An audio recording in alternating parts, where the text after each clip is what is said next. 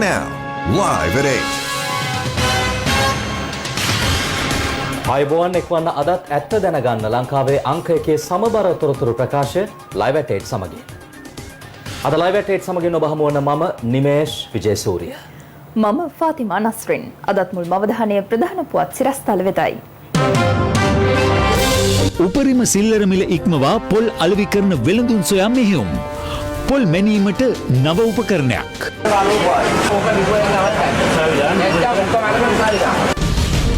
පාස්කු ප්‍රහාරය පිළිබඳව හිටපු පොලිස් විශේෂ කාර්ය බලකායේ අනදෙන නිලධාරියාගේ අලුත්ම සාක්ෂිය. කොවිඩ් පාලනය කළ රටවල් අතර දෙවැනි තැන ශ්‍රී ලංකාවට. කුඩුවන්ජුගේ නැගණිය සතු තවත් ඩ්‍රෝන යාත්‍රා 5ක් සොයා ගැනේ. හෙරොයින් ජාවාරමේ නිරත පස්දරු මවක් හා ගෙබිනි කතක් අත්අඩංගුවට. වැසිකිලි වලකට ඇද වැටි 14 හැවිරිදැරියක් මරුට.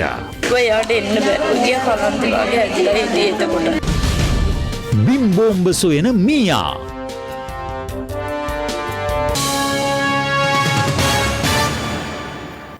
රජය විසින් පනවන ලද උපරිම සිල්ලර මිලට අනුව පොල් අලෙවි නොකරන වෙළඳුන් දැනුවත් කිරීමට පාරිභෝගික කටයුතු පිළිබඳ අධිකාරිය පියවරගෙන තිබෙනවා.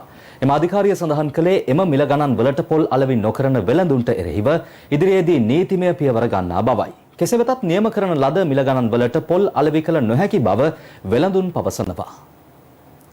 වෙළඳ පොළ තුළ පොල්ගෙඩියක මිල ගණන් අධික ලෙස ඉහළ යාමත් සමග ඒ සඳහා පාලන මිලක් පැනවීමට පාරිභෝගික කටයුතු පිළිබඳ අධිකාරිය පෙරේදා පියවර ගත්තා. ඒ අනුව වට ප්‍රමාණය අඟල් 13ට වැඩි පොල්ගෙඩියක උපරිම සිල්ලර මිල රුපියල් 70ක් ලෙසටත් වට ප්‍රමාණය අඟල් 12 13ත් අතර පොල්ගෙඩියක් රුපියල් 65ක උපරිම සිල්ලර මිලකටත් අලෙවි කරන ලෙස දැනුම් දුන්නා. වට ප්‍රමාණය 12ට අඩු පොල්ගෙඩියක් අලෙවි කළ හැකි උපරිම සිල්ලර මිල රුපියල් 60ක්. වට ප්‍රමාණය අනුව මිල නියම කිරීම සම්බන්ධයෙන් වෙළඳුන්ගෙන් සහ පාරිභෝගිකයන්ගෙන් පාරිභෝගික අධිකාරියට චෝදනා එල්ල වූ අතර එම අධිකාරිය අද කැඳවා තිබූ මාධ්‍ය හමුවකදී ඊට හේතු පැහැදිලි කළා. අපි මේ මිම්මක් නියම කරලා තින්නේ ඒකෙදි අපිට හඳුනා ගන්න පුළුවන් යම් නියාමනයක් තියෙනවා. ඒ මිම්මක් තුලින් තමයි අපිට අවබෝධයක් ලබා ගන්න පුළුවන්. විශේෂයෙන්ම ජනතාවට පැමිණිල්ලක් වුණත් කරොත් අපි නීති මාර්ගයෙන් කටයුතු කරන්න පුළුවන්. ඒ වගේ මිම්මක් තිබුණා. ජනතාවට මිමි ටේප් පටි අරන් යන්න අවශ්‍යතාවය නැහැ කඩේට. එහෙම ප්‍රශ්නයක් තියෙනවා නම් අපි නිලධාරීන් ඒ ටේප් එක අරන් ගිහිල්ලා අපිට අවශ්‍ය විදිහට තිබෙන්නේ නැත්තම් අපි අවශ්‍ය නීති කටයුතු කරනවා. නියම කරන ලද මිල ගණන් වලට පොල් අලෙවි කරන්නේ දැයි සොයා බැලීම සඳහා පාරිභෝගික කටයුතු පිළිබඳ අධිකාරිය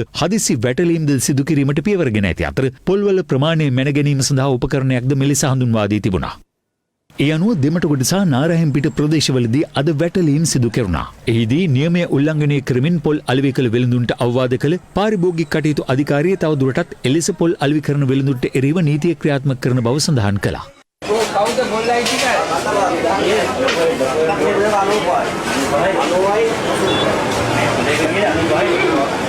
හරි අපි මේම කරන අපි ඔක ඉස්සරගෙන යන්න පාරිභෝගික අධිකාරියට. පාර්ලිමේන්තුවේ කියනකොට 60ට වැඩි විකුණන්න බෑ.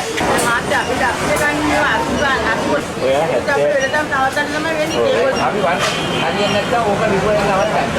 නැත්නම් ඔක්කොම අරගෙන ඉස්සරහට. ඕනනම් 80ට තමයි දෙන්න වෙන්නේ. 80ට දෙන්න විතරයි කියන්නේ එපා. නෑ ඉඩ දෙන්නේ අපි ඉඩ දෙන්නේ නෑ. අඩේ වහන්න තමයි වෙන්නේ. අපි මොකද කියන්නේ? ඔය කියන එක කරන්නේ. මේ අතර පාරිභෝගික අයිතීන් සුරකීමේ සංවිධානයේ සභාපති රංජිත් විදානගේ මහතාද අද වෙළඳසැල් තුල සංචාරය කරමින් පොල් මිල ගණන් සම්බන්ධයෙන් සොයා බැලුවා. ලෝකේ පළවෙනි හොයාගැනීම මම දැන් ශ්‍රී ලංකයන් විසින් දැන් සොයාගෙන තිබෙනවා පොල් මැනීමට විශේෂ උපකරණයක්. දැන් මේ උපකරණයත් හෙටානිට වෙළඳ පොලේ තිබෙයි පොල් මැනීමේ උපකරණය කියලා. ගැසට් පත්‍රයක් ගාලා මේක ඉවර කරන්න බෑ. අපි දීර්ඝ කාල වැඩ පිළිවෙලකට යන්න ඕනේ. එහෙම ගියොත් විතරයි අපිට මේ ප්‍රශ්න විසඳන්න පුළුවන්. මේක හරියට ඔළුවේ අමාරුවට කොට්ටේ මාරු කරා වගේ වැඩක්. පොල් ගෙඩියක් සඳහා උපරිම සිල්ලර මිලක් නියම කළද අදත් ප්‍රදේශ කිහිපයකදීම දක්නට ලැබුණේ එම මිල ගණන් ඉක්මවමින් පොල් අලෙවි කරන අයුරුයි. අයියෝ මහත්තයෝ මේවා විකාර. මේ වැඩේන වේලුවක් ඇත්තට. පාලන මිලක් දැම්මට පාලන මිලට පොල් නැහැ දෙන්න. අපිට දැන් දෙන්නේ පොල් ගෙඩිය මුඩත් එක්ක. ඒතකොට මේක මුඩටත් එක්ක අපි ගෙවන්න ඕනේ. පොල් තියෙනවා ගණන්. දැන් අර බැලලා තමයි ගන්න තියෙන්නේ. කොයිද මාත්‍යෝ ටේප් ගන්න අපිටත් සල්ලි නැතුව ඉන්න වෙලාව පොල් මනින්න ටේප් අරන් යන්න පුළුවන්ද? ඉහළගිය පොල් මිල හා මිල පාලනයට ගත් පියවර සම්බන්ධයෙන් අද දේශපාලන වේදිකාවේදී මෙලෙස අදහස් පළ වුණා. මම දන්නේ මේ කාගේද මේ පොල් මනින කතන්දරයක් අවශ්‍ය ඒකට ඕනේ අපේ රටේ මිනිස්සු පොල් ගෙඩිය අතට අරගෙන පොල් ගෙඩිය මෙහෙමනම් පොඩි මෙහෙමනම් ලොකුයි. පොඩි එකට 60ක් දෙයි ලොකු එකට 70ක් දෙයි. ඕක මාවඩක් නෙවෙයි. ඕකට මේ මනින්න සූත්‍රයක් දාන්න ඕනේ නෑ. මට එතනදි කියන්න තියෙන්නේ හඳ පෙන්නුවාම හඳ දිහා බලන්නනේ ඇඟිල්ල දිහා බලන්න නැතුව කියලා. පොල් වල මිල ඉහළයි කියන එක අපි හැමෝම දන්නවා. පොල් මිලේ පාලනයක් වෙන්න ඕනේ කියන එක අපි හැමෝම පිළිගන්නවා. දැන් ඒ නිසා මේ කරුණු සියල්ලම සැලකිල්ලගෙන පොල් විතරක් මේ රටේ අත්‍යවශ්‍ය භාණ්ඩවල මිල අඩු කරන්න ඉදිරි දින කිහිපය තුළ ආණ්ඩුව කටයුතු කරනවා. ඇඳි වතටත් මඩා හුඟක් වටිනාකම වැඩිය රෙදි වෙනුවට අල්මාරියේ තියමුද පොල් ගෙඩිය හොඳට තිවිච්ච රටක් අපි වැටිච්ච තැනක්. හෙරොයින් මද්‍රව්‍ය ජාවාරම් සහ අපරාධ කල්ලි මැඩ පැවැත්වීම සඳහා සිදු කරනු ලබන වැටලීම්වලදී හෙරොයින් ජාවාරම් වල නිරතව සිටි ගැමිණි කාන්තාවක් සහ පස්දරු මවක් අත්අඩංගුවට ගැනීමට හැකියාව ලැබී තිබෙනවා. මේ අතර රත්මලානේ අංජුගේ සොහොයුරිය පවත්වාගෙන ගිය ඩ්‍රෝන කැමරා උපකරණ අලෙවි ආයතනයක් වටලා ඩ්‍රෝන කැමරා 5ක් ඇතුළු උපකරණ තොගයක් පොලිස් භාරයට ගෙන තිබෙනවා. මීගමුව කොච්චකඩේ ප්‍රදේශයේ වාඩියක සැඟව සිටියදී පොලිස් වෙඩිපහරින් ජීවිතක්ෂයට පත් වූ රත්මලානේ රෝහාගේ ඝාතන සැමරීම සඳහා උත්සවයක් සංවිධානය කළ රත්මලානේ අංජුගේ සොහොයුරිය ඇතුළු පිරිසක් ඊයේ අත්අඩංගුවට ගනු ලැබුවා. ඒ රත්මලානේ අංජුගේ සොහොයුරාගේ සොහොනට ඩ්‍රෝන යානාවක් උපයෝගී කරගෙන මල්ලිසීම සහ WhatsApp තාක්ෂණය ඔස්සේ රත්මලානේ අංජු සමග සම්බන්ධතා පැවැත්වීම හේතුවෙන් මීට අදාළව අංජුගේ සොහොයුරිය ඇතුළු තිදෙනෙකු අත්අඩංගුවටගෙන සිදු කළ ප්‍රශ්න කිරීම්වලදී අනාවරණය කරගත් තොරතුරු වලට අනුව කඩුවෙල ප්‍රදේශයේ නිවසක් පරීක්ෂා කිරීමේදී රුපියල් ලක්ෂ 20කට අධික වටිනාකමකින් යුත් ඩ්‍රෝන කැමරා 5ක් සමග උපකරණ තොගයක් සොයා ගැනීමට දෙහිවල පොලිසියට හැකි වුණා. පොලිසිය කියා සිටියේ බලපත්‍ර නොමැතිව ඇය ඩ්‍රෝන කැමරා ආයතනයක් පවත්වාගෙන ගොස් ඇති බවයි. බස්නාහිර පළාත් බුද්ධි කොට්ටාශ නිලධාරීන් සහ ග්‍රෑන්ඩ් පාස් පොලිසිය දූෂණ මර්ධන ඒකකයේ නිලධාරීන් එක්ව තොටලංග බේකරියවත්ත ප්‍රදේශයේ සිදු කළ වැටලීමකදී හෙරොයින් ග්‍රෑම් 84ක් සමග සැකකරුවෙකු අත්අඩංගුවට ගෙන තිබෙනවා. බොරැල්ල පොලිසිය සහස්පුර ප්‍රදේශයේ සිදු කළ වැටලීමකදී හෙරොයින් ග්‍රෑම් 2 මිලිග්‍රෑම් 700ක් සමග සහස්පුර සුජීව නොහොත් මයිකල් අන්තෝනී සුජීවනී අත්අඩංගුවට ගැනීමට හැකිව තිබෙනවා. අත්අඩංගුවටගත් මෙම කාන්තාව අද මාලිගාකන්ද මහේස්ත්‍රාත් අධිකරණයට ඉදිරිපත් කිරීමට නියමිතයි. කොටාරොට් එක කොච්චර කාලෙක ඉඳන්ද මේ ව්‍යාපාරේ දැන් මේ බිස්නස් එක පටන් ගන්නේ. ගැබිනි කාන්තාවක් විසින් කලක සිට කහතුඩුව ප්‍රදේශයේ සිදු කරගෙන ගිය මද්‍රව්‍ය ජාවාරමක් වටලා එම කාන්තාව සමග හෙරොයින් ග්‍රෑම් 5යි මිලිග්‍රෑම් 160ක් සොයා ගැනීමට හැකිව තිබෙනවා. කහතුඩුව ඇතුළු ප්‍රදේශ රැසක තැරව්කරුවන්ට ඇය මද්‍රව්‍ය බෙදා හැර ඇත්තේ යතුරු පැදියක් යොදාගෙනයි. එම යතුරු පැදියද පොලිස් භාරයට ගනු ලැබුවා. මෙම කාන්තාවගේ ස්වාමි පුරුෂයා මේ වන විට විදේශගතව සිටින අතර ඇයගේ පිළියන්දල බටකැත්තර එල්එස් වත්තේ නිවස පරීක්ෂා කිරීමේදී එහි තිබී ජංගම දුරකථන 2ක් සහ හෙරොයින් ජාවාරමෙන් උපයාගත් බවට සැක කෙරෙන රුපියල් 12700ක මුදලක්ද සොයා ගැනීමට හැකි වුණා.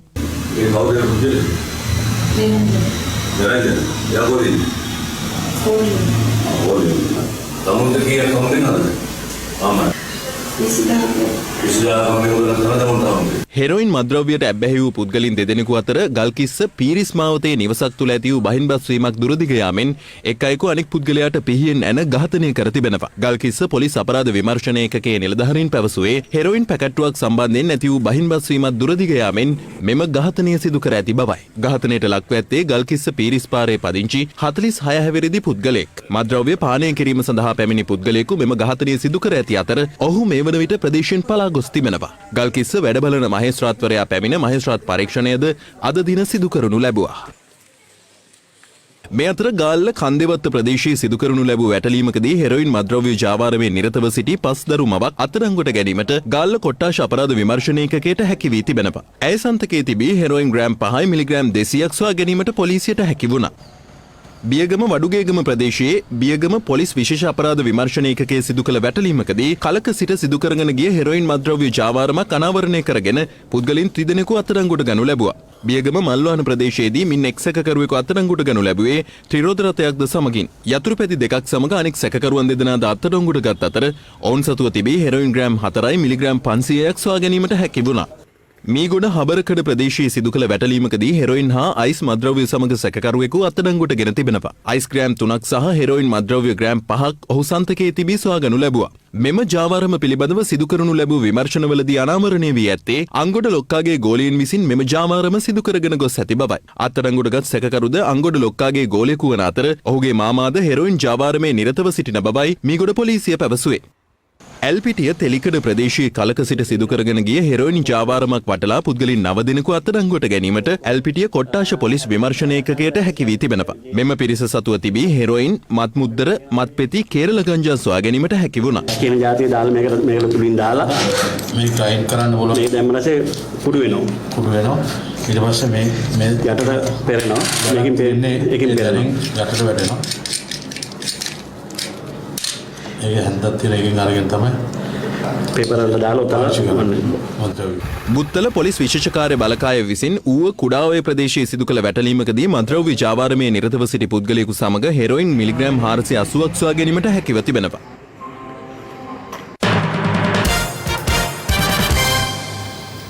2019 අප්‍රේල් මාස යම්කිසි ත්‍රස්ත ප්‍රහාරයක් දියත්වීමට ඉඩ ඇති බවට ලැබුණු තොරතුරු පිළිබඳව හිටපු ආරක්ෂක ලේකම්වරයා, හිටපු පොලිස්පතිවරයා හෝ රාජ්‍ය බුද්ධි සේවයේ හිටපු අධ්‍යක්ෂවරයා තමන්ට කිසිදු දැනුම් දීමක් සිදු නොකළ බව එවකට පොලිස් විශේෂකාර්ය බලකායේ අනදෙන නිලධාරී එම්.ආර්. ලතීෆ් මහතා අනාවරණ කළා.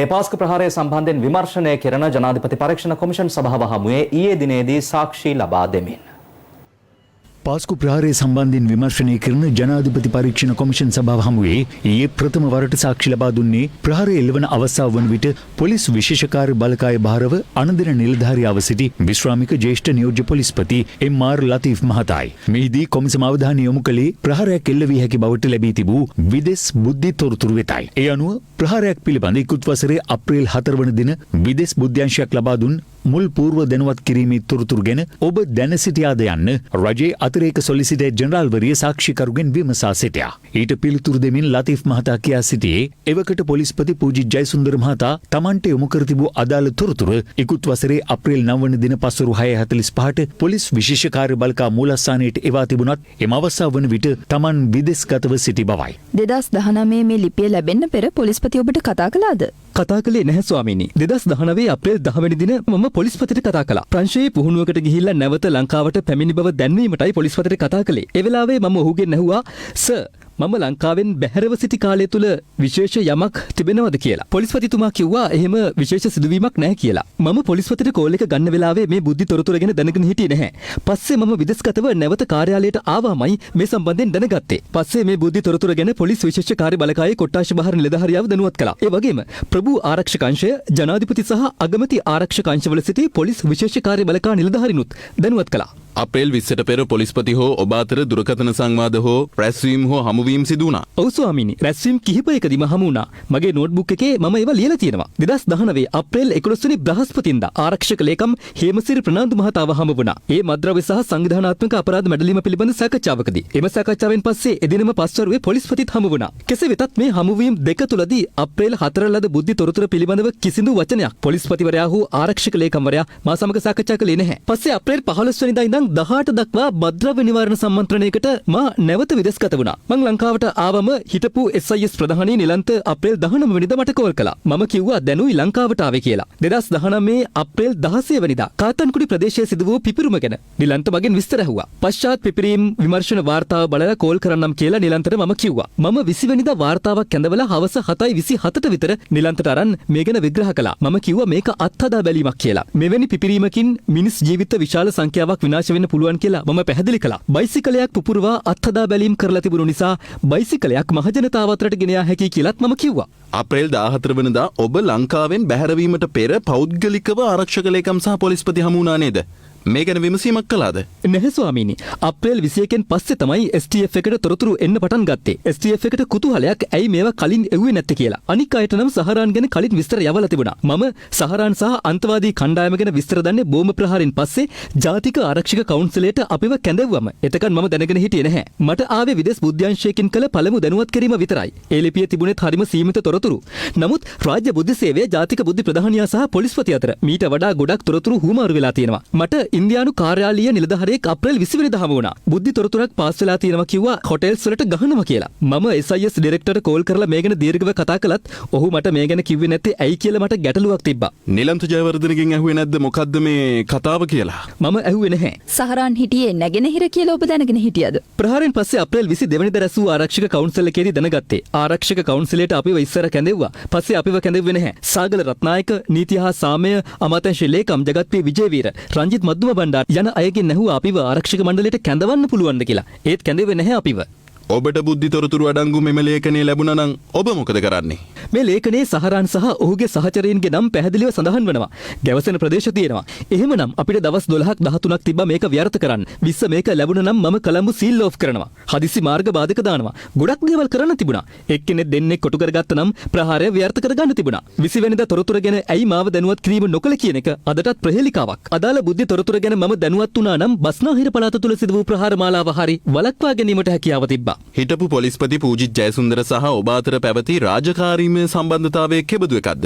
යම්කිසි ආකාරයක සබඳතාවක් තිබුණා. ඒත් තිබිය යුතු ආකාරයෙන් තිබුණේ නැහැ. විශේෂයෙන් ඒ වන විට වෙනම අමාත්‍යාංශයක් යටතේ පැවති විශේෂ කාර්ය බලකාය යම් යම් ලිපි හුවමාරු කර ගැනීමේදී පොලිස් මූලස්ථානයෙන් ඊට යම් අවහිරතා තිබුණා.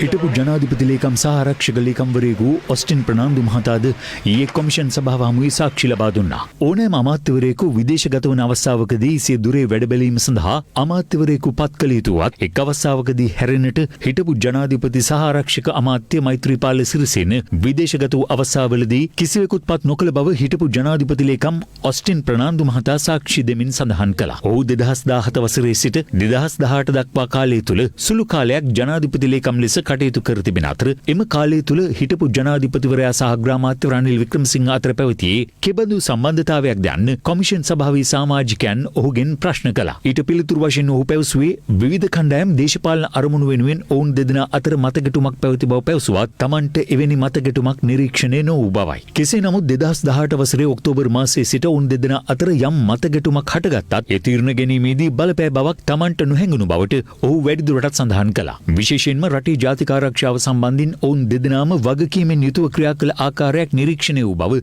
සාක්ෂිකරු පැවසුවා. කෙසේ වෙතත් පසුගිය කාලය පුරාවට නිශ්චිත කාල සීමාවක් තුළ නිශ්චිත දේවල් සිදු නොවූ බව ඔහු සඳහන් කළා. විශේෂයෙන්ම ජාතික ආරක්ෂක කවුන්සිලේ කැඳවීමේදී නිසි ක්‍රමවේදයක් නොතිබූ බවත් ඔහු පැවසුවා. ඔහු වැඩිදුරටත් සඳහන් කළේ ජාතික ආරක්ෂක කවුන්සිලේ පැවැතිය යුත්තේ කුමන ආකාරයකින්ද යන්න පැහැදිලි වැඩපිළිවෙලක් ශ්‍රී ලංකාව තුළ ක්‍රියාත්මක නොවන බවයි. ශ්‍රී ලංකාව තුළ ක්‍රියාත්මක නොවූ බවයි. මේ අතර පසුගිය ආණ්ඩුව සමයේදී ජාතික ආරක්ෂාවට වඩා සංහිඳියාවට මුල් තැනක් ලබා දී කටයුතු කිරීම හරහා රටේ ආරක්ෂාවට තර්ජනයක් වූයේද යන්න ඇසූ ප්‍රශ්නයට පිළිතුරු වශයෙන් ඔහු පැවසුවේ Taman ඒ සම්බන්ධයෙන් එකඟ නොවන බවයි. ආගම සහ ජාතීන් අතර සංහිඳියාව ඇති කිරීම සඳහා පසුගිය රජයන් වලට වඩා උනන්දුවක් පසුගිය රජයේ දැක්වූ බවත් ඒ ඉතාමත් හොඳ වැඩපිළිවෙලක් බවත් ඔහු සඳහන් කළා.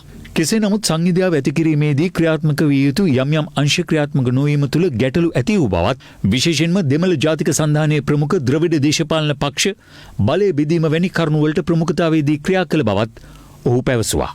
මේ අතර ඉස්ලාම් රාජ්‍ය සංවිධානයේ තහනම් කිරීම සඳහා ජාතික ආරක්ෂක කවුන්සිලේදී සාකච්ඡා කළේද යන විමසූ ප්‍රශ්නයකට පිළිතුරු වශයෙන් සාක්ෂිකරු පැවසුවේ එවැනි බලවත් රසවාදී සංවිධානයක් තහනම් කිරීම ශ්‍රී ලංකාව වැනි රටකට සිදු කළ හැකි දෙයක් යයි Taman විශ්වාස නොකරන බවයි. ඒ රාජ්‍ය නායකයන්ට මැදිහත් වෙලා සිදු කළ හැකි කාර්යයක් නොවේ යනුවෙන් ඔහු ප්‍රකාශ කළා. මීට දින කිහිපයකට පෙර මෙරටට පැමිණි තෙල් නෞකාවක සිටි කාර්ය මණ්ඩලයේ 17 දෙනෙකුට COVID-19 වෛරසය ආසාදනය වී ඇති බවට තහවුරු වී තිබෙනවා. COVID-19 පැතිරීම පාලනය කිරීමේ ජාතික ක්‍රියාන්විත මධ්‍යස්ථානයේ ප්‍රධානී යුද හමුදාපති ලුතිනල් ජෙනරල් ශවේන්ද්‍ර සිල්වා මහතා ප්‍රකාශ කළේ සේවා සැපයීම සඳහා එම නෞකාවට ඇතුළු වූ ශ්‍රී ලාංකිකයින් 5 දෙනෙක්ද මෙවන විට නිරෝධායනය කිරීමට පියවරගෙන ඇති බවයි. ශ්‍රී ලංකාවට මීට දින කිහිපයකට ප්‍රථම කොළඹ වරායට ආපු තෙල් නෞකාවක්. ඒ නැව ඊට පස්සේ ත්‍රිකුණාමල ප්‍රදේශයට රැගෙන ගියා. ඒ අවස්ථාවේදී ඔවුන්ගේ PCR පරීක්ෂණවලදී ඔවුන් නැවේ හිටපු 17 දෙනෙක්ට කාර්ය මණ්ඩලයේ 17 දෙනාටම වගේ COVID ආසාදනය වුණායි කියලා පළවෙනි වාර්තාවේ සඳහන් වෙනවා. ඉතින් ඒ අනුව ඒ නැවට ඇතුළත් වුණු ශ්‍රී ලාංකිකයන් කීප දෙනෙක් ඉන්නවා. ඒ ඔවුන්ව වහාම ඊයේ දිනේම අපි නිරෝධායන ලක් කිරීමට කටයුතු කරනු ලැබුවා. ඔවුන්ගෙන් යම්කිසි පුද්ගලයෙක් පවුල් හා සම්බන්ධ වෙච්ච අය ඉන්න කීප දෙනෙක් ඉන්නවා. මේක විශාල සංඛ්‍යාවක් නෙමෙයි. මේක 5 දෙනෙක් වගේ සංඛ්‍යාවක් සම්බන්ධ වෙලා තිබ්බේ. වෛද්‍යවරයෙක් ඊළඟට පයිලට්ස්ලා දෙන්නෙක් සහ තවත් කීප දෙනෙක්. ඉතින් ඒ කට්ටිය මේ වෙනට නිරෝධායන ලක් කළා. ඔවුන්ගේ පවුලුත් නිරෝධායන කිරීමට කටයුතු කරලා තියෙනවා. මේ අතර මෙරට කොවිඩ් ආසාදිතයන්ගෙන් සුවය ලැබූ සංඛ්‍යාව 3200 ඉක්මවා තිබෙනවා. තවත් ආසාදිතයන් 20 දෙනෙකු සුවය ලබා අද දින රෝහල් වලින් පිටව ගොස් ඇති අතර ඒ අනුව සුවය ලැබූ සමස්ත ආසාදිතයන් සංඛ්‍යාව 3208ක් දක්වා ඉහළ ගොස් ඇති බවයි සෞඛ්‍ය අංශය පවසන්නේ. මේ අතර එක්සත් අරාබි එමිරාජ්‍යයේ සිට පැමිණි පුද්ගලයෙකුට සහ චෙන්නයි සිට පැමිණි පුද්ගලයන් දෙදෙනෙකුට කොවිඩ් ආසාදනය වී ඇති බවට අද තහවුරු වුණා. ඒ අනුව මෙරට සමස්ත COVID-19 ආසාදිතයන් සංඛ්‍යාව 3352 දක්වා ඉහළ ගොස් ඇති බව සෞඛ්‍යංශය සඳහන් කළා. මේ අතර චීන පර්යේෂණ ආයතනයක් සිදු කළ සමීක්ෂණයකට අනුව COVID-19 ගෝලීය වසංගත පාලන රටවල් අතර ශ්‍රී ලංකාව දෙවන ස්ථානයට පත්ව තිබෙනවා. චීන මූල්‍ය බුද්ධි ආයතනයක් වන ඊකායි පර්යේෂණ ආයතනයේ සිදු කළ සමීක්ෂණයකට අනුව COVID-19 ගෝලීය වසංගතයේ වැළැක්වීමේ ක්‍රියාමාර්ග ආර්ථිකය ප්‍රකෘතිමත් කිරීම සහ ජාත්‍යන්තර සහයෝගීතාව සැලකූ විට ශ්‍රී ලංකාව ලොව දෙවන ස්ථානයට පත්ව තිබෙනවා. රටවල් 108ක් යොදාගෙන සිදු කර ඇති මෙම සමීක්ෂණයෙන් COVID-19 ගෝලීය වසංගතයට සාර්ථක ලෙස මුහුණ දුන් රටවල් අතර මුල් තැනගෙන ඇත්තේ චීනයයි. එම සමීක්ෂණය අනුව COVID-19 සාර්ථක ලෙස පාලනය කිරීමට සමත් වූ ප්‍රමුඛ රටවල් 10 වන්නේ චීනය, ශ්‍රී ලංකාව, දකුණු කොරියාව, මියන්මාරය, ඕස්ට්‍රේලියාව, තායිලන්තය, නවසීලන්තය, වියට්නාමය, කාම්බෝජය සහ ගානා රාජ්‍යයි. අපි දෙවෙනි තැනට නෙමෙයි අපි හරනම් ඉන්න ඕනේ පළවෙනි තැනට. මොකද දෙවෙනි වෙන්නේ අපි කවදාවත් දෙවෙනි වෙච්ච මිනිස්සු නෙමෙයි. This is Live at 8. තවත් දේශීය පුවත් කිහිපයක් වෙතයි දැන් අවධානය. අනාරක්ෂිත වැසිකිලි වලකට ඇද වැටීමෙන් 14 හැවිරිදි පාසල් දැරියක් මිය ගොස් තිබෙනවා. මේ අවාසනාවන්ත සිදුවීම වාර්තා වන්නේ මාවනැල්ල ගණේතැන්න ප්‍රදේශයෙන්. මාවනැල්ල ගණේතැන්න උදයමාවතේ පිහිටි නිවසක අනාරක්ෂිත වැසිකිලි වලකට දැරියක් ඇද වැටී ඇති මේ පුවත වාර්තා වුණේ අද පෙරවරු 9ට පමණ. මේ අවාසනාවන්ත සිද්ධියට මුහුණ පා තිබුණේ 14 හැවිරිදි සෙනුරි චතුරිකා නම් දැරියක්. දැරිය අද උදේ නිවස ඉදිරිපිට ඇති වැසිකිලි වල මත අතුගාමින් සිටින විට එකවරම එය කඩා වැටී තිබෙනවා. කෑගගෙන අම්මා මං ගන්නකෝ කිව්වා. ඊට පස්සේ මං ගියා තුට ඒක ගන්න අරන් ගිහලා අදාලා බැලුවා. එයාට එන්න බැරුව ගියා. කලන්තේ වගේ ඇදිලා හිටියේ එතකොට. එයාට ගන්න අල්ලගන්න බැරුව ගියා. ඉන් අනතුරුව අසල්වාසීන් කිහිප දෙනෙකු වලට බැස දැරිය ගොඩ ගැනීමට උත්සාහ ගත්තද ඒ සාර්ථක වී නැහැ. සැරට ඒ කලන්තේ දානකොට උඩට එනවා දැනෙනවනේ. වෙනකොට ආව දෙන්නේ තුන්දෙනෙක්. අර මල්ලි බැස්සා එයා බැස්සා යාට ගෑස් එක වදිනවා කියලා එයා පොඩ්ඩේ මෙහෙ නෙල්ලගෙන හිටියා. මං කොණ්ඩේ අතාරින්න මල්ලි ඔළුව ගැලවිලා ඒ ගියා. අයියා කෙනෙක් ගිහලා කොණ්ඩෙන් ඇදලා ගත්තා. ආය අත ඇවිලා. තාත්තා ඇවිල්ලා තමයි අරන් තියෙන්නේ. සිද්ධියෙන් මේගේ සෙනුරි චතුරිකා ගැහැණු දරුවන් 3 දෙනෙකුගෙන් යුත් පවුලේ වැඩිමලා වන අතර මාවනැල්ල ගණේතැන්න මහා විද්‍යාලයේ 9 වන ශ්‍රේණියේ ඉගෙනුම ලැබුවා. ඇගේ මරණය සම්බන්ධයෙන් වූ මරණ පරීක්ෂණය අද සවස මාවනැල්ල රෝහලේදී සිදු කෙරුණා. එහිදී මාවනැල්ල අධිකරණ වෛද්‍ය නිලධාරියා මරණයට හේතු ලෙස සඳහන් කළේ විෂ වායුව ආග්‍රහණය වීමෙන් සිදු වූ මරණයක් බවයි. විසිවන ආණ්ඩුක්‍රම ව්‍යවස්ථා කෙටුම්පත සම්බන්ධයෙන් පක්ෂ විපක්ෂ දේශපාලනඥයින් දැක් වූ අදහස් කිහිපයක් දැන්.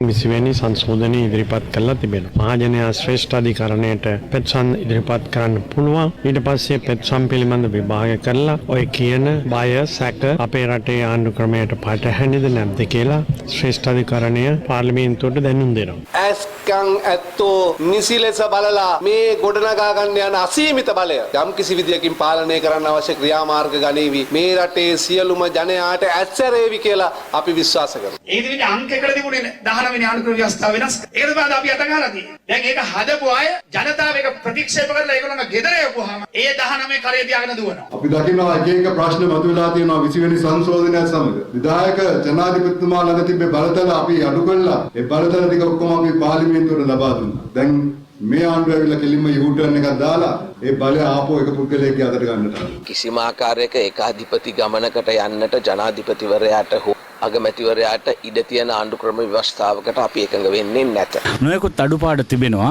මේ අඩුපාඩු සපුරා ගැනීමට සංශෝධන ඉදිරිපත් කළ හැකි කියන කතාවකුත් තිබෙනවා. ඉතින් ඒ අතරමැද මින් ඉදිරියට කරන්නට අපේක්ෂා කරන පුළුල් ව්‍යවස්ථා සංශෝධනයක් පිළිබඳව යම් යම් ප්‍රහේලිකාවන් තිබෙනවා. ඔය තියෙන තරම් යකා කළු නැහැ. ගෝඨාභය රාජපක්ෂ ජනාධිපතිතුමා මේ රටේ ඉතාම සුබවාදී ව්‍යවස්ථා සංශෝධනයක් විශේෂයෙන් සංශෝධනය හරහා අපි ගේන බලාපොරොත්තු වෙනවා. ඉතින් ගෝඨාභය මහත්තයාගේ ජනාධිපති ධූරයේ යටතේ 20 වෙනි සංශෝධනය සම්මත කරගත්තොත් නම් රිලා නැටුම්ම තමයි ඇමතිවරුන්ගෙන් බලාගන්න වෙන්නේ. එහෙනම් අපි හිතනවා ඩිලාන් පෙරේරා මහත්මයාගේ හෘද සාක්ෂිය තමයි එළියට ආවේ. මොන ඇමතිකම දෙන්න බැරි නම් අඩු ගානේ රිලා ඇමතිකම හරි දෙන්න කියලා කිව්වා. 20 ආපදාවක් නෑ රටට. 20 හොඳක් වෙන්නේ. හැබැයි මිනිස්සු කියන්නේ 20ට එහායින් මේ සත්තුන්ගේ විෂය නවත්තන්න.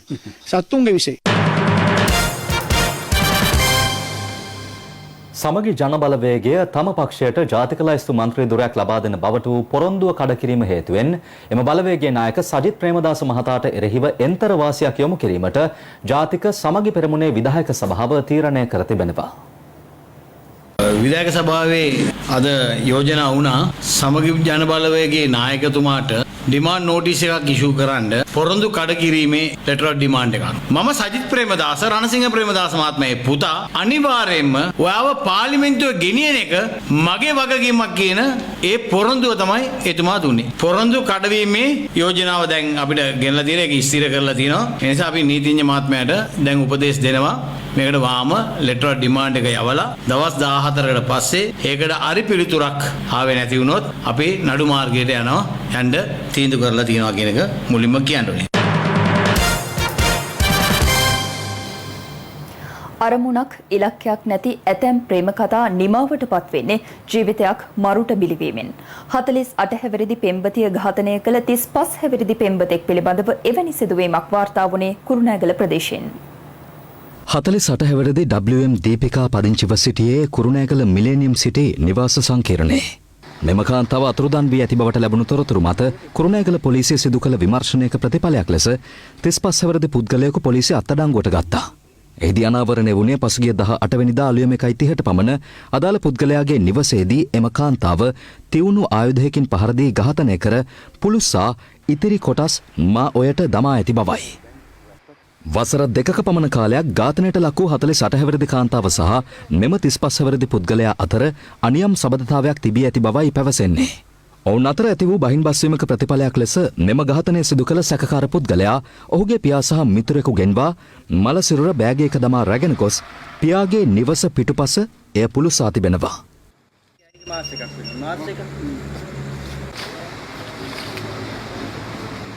අනතුරුව ඉතිරි කොටස් මාවයට දමා ඇති අතර අත්අඩංගුවට පත්ව සිටින සැකකාර තරුණයාගේ පියා පොලිසිය විසින් එම ස්ථානයට රැගෙන ආවා. එහිදී මා ඔය තිබී කාන්තාවගේ ඇටකටු ඇය භාවිත කළ බවට සැලකෙන කුඩයක් ඇය පිලිස්සීම සඳහා යොදාගත් බව පැවසෙන ටයර් එක කම්බි පොහොර උරයක් ඇතුළු ද්‍රව්‍ය රැසක් පොලිසිය සොයාගත්තා. පසුව සිදු කළ පරීක්ෂාවේදී කාන්තාව ඝාතනය කළ බවට සැකකරන නිවසේ තිබී ලේ තැවරුණු අත්ආවරණ මුව ආවරණයක් දිගු කාන්තා කෙස් රොදක් ඇතුළු ද්‍රව්‍ය රැසක් පොලිස් භාරයට ගෙන තිබෙනවා. මෙම ඝාතනය සම්බන්ධයෙන් අත්අඩංගුවට ගෙන ඇති සැකකාර 35 හැවිරිදි තරුණයා ඔහුගේ පියා සහ මිතුරෙකු පොල්ගහවෙල මහේස්ත්‍රාත් අධිකරණයට ඉදිරිපත් කිරීමෙන් අනතුරුව දින 3ක් රඳවා ප්‍රශ්න කිරීමට අවසර හිමි වුණා. This is Live at 8. තවත් දේශීය පුවතක් වෙතයි දැන් අවධානය. අනුරාධපුර කුරුණෑගල ප්‍රධාන මාර්ගයේ ශ්‍රාවස්තිපුරදී අදාළවම සිදු වූ අනතුරකින් කාන්තාවක් සහ ඇගේ පියා ජීවිතක්ෂයට පත් වුණා. ත්‍රිරෝද රථයක් සහ මෝටර රථයක් එකිනෙක ගැටීමෙන් මෙම අනතුර සිදුව තිබුණා. අනුරාධපුර කුරුණෑගල ප්‍රධාන මාර්ගයේ ශ්‍රාවස්තිපුර සුදුපාලම අසලදී මෙම අනතුර සිදුව තිබුණේ අදාළවම 1:20ට පමණ. ත්‍රිරෝද රථයක් සහ මෝටර රථයක් එකිනෙක ගැටී සිදු වූ මේ අනතුරින් ත්‍රිරෝද රථයේ පැද වූ කාන්තාව එම ස්ථානයේදීම මිය ගොස් තිබෙනවා. වෛද්‍යවරයෙකු පැද වූ මෝටර රථයක් ත්‍රිරෝද රථයක මුහුණට මුහුණ ගැටීමෙන් අනතුර සිදු වී ඇති අතර මෝටර රථයේ රියදුරාට නින්ද යාම හේතුවෙන් මෝටර රථය මාර්ගයේ දකුණු පසට ඇදී ගොස් ඉදිරියෙන් පැමිණි ත්‍රිරෝද රථයේ ගැටී ඇති බව පරීක්ෂණ පවත්වන අනුරාධපුර පොලිසිය සඳහන් කළා. අනතුරින් බරපතල තුවාල ලැබූ ත්‍රිරෝද රථයේ පැමිණි මියගිය කාන්තාවගේ පියා, ඇගේ 7 හැවිරිදි දියණිය සහ තවත් ඥාති කාන්තාවක්ද අසාධ්‍ය තත්වයෙන් අනුරාධපුර ශික්ෂණ රෝහලට ඇතුළත් කර ඇති අතර එහිදී පියාද මරණයට පත් වී තිබෙනවා. ශ්‍රාවස්තිපුර ප්‍රදේශයේ දේවාලයකට ගොස් යලි පැමිණෙමින් සිටි පිරිසක් රැගත් ත්‍රිරෝද රථයක් මෙලෙස අනතුරට මුහුණ පා ඇති අතර අනතුරින් මියගිය 28 හැවිරිදි නිරංජලා ප්‍රියදර්ශනී තලාව වික්ටෝරියා ප්‍රදේශයේ පදිංචි කාන්තාවක් වන අතර ඇගේ පියා 60 හැවිරිදි SMAG රම්බණ්ඩා නැමැති පුද්ගලයෙක්.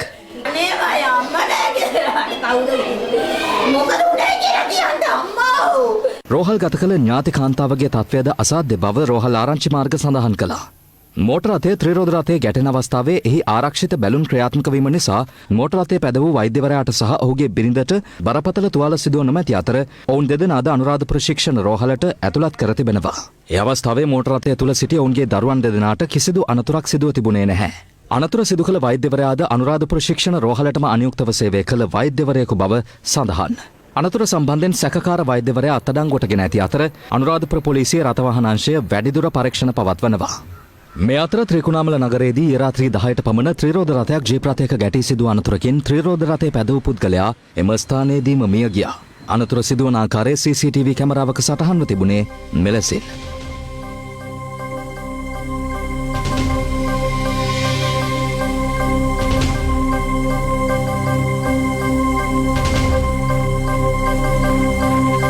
අවස්ථාවේ ජීප් රථය පැද වූ රියදුරා වෙනත් පුද්ගලයෙකු රියදුරු ලෙස ඉදිරිපත් කිරීමට උත්සාහ දරා ඇති අතර ත්‍රිකුණාමල පොලිසිය විසින් පසුව ඔවුන් දෙදෙනාවම අත්අඩංගුවට ගෙන තිබෙනවා. ඒ සමගින් ලයිව් ඇට් 8 අදට අවසන්. ඔබට සුබ රාත්‍රියක්.